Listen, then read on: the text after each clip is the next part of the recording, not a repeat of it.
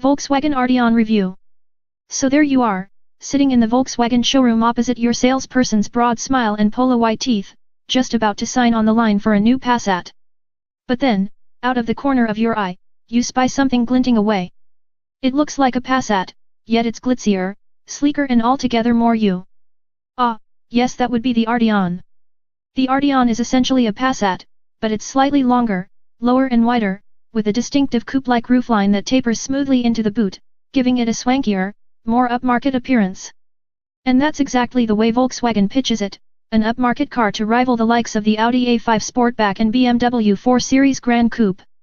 Like those two, the Arteon retains the practical four-door layout of the saloon upon which it's based, so along with style comes almost as much practicality.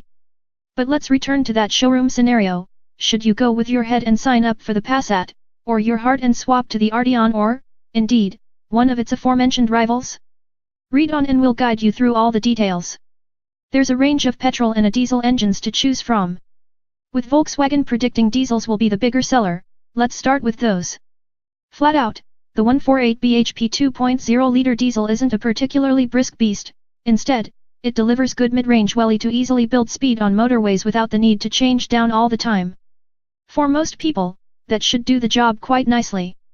If you need more acceleration, then try the 187 bhp version, or there's even a 2.0-liter with 236 bhp courtesy of a couple of turbochargers instead of just one in the others. That's enough to whisk you from 0 to 62 miles per hour in just 6.5 sec.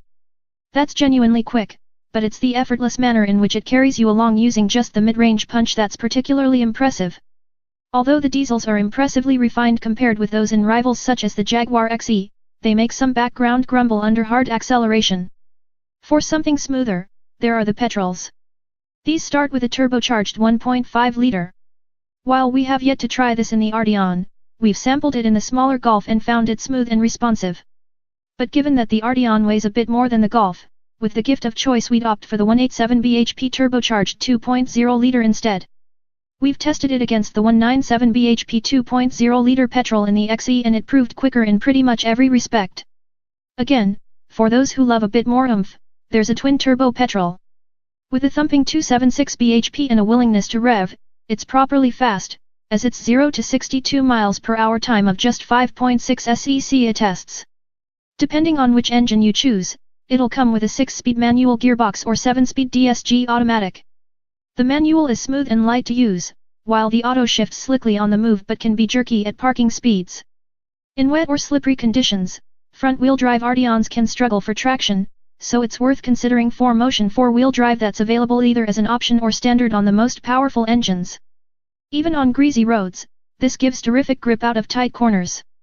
Which brings us neatly onto the handling. The Arteon's steering is well weighted and precise, if not as feelsome as the Jaguar XE's or the best set-up BMW 4 Series.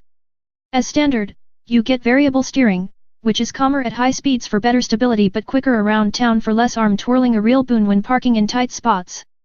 The Arteon is sold as a sportier model and, as such, it gets tweaked suspension to make it much better planted through corners than the Passat, with lots of grip. Still, for keener drivers, it misses out on the playfulness of the best rear-wheel drive 4 Series or XE. The Arteon rides pretty well. We've driven cars with standard non-adaptive suspension and cars with the optional DCC adaptive dampers. On the latter, even when set in normal, one of 3 models, the Arteon rides well both at motorway speeds and around town. Sharper potholes and ridges hit at speed are the only things that catch it out and cause it to thump.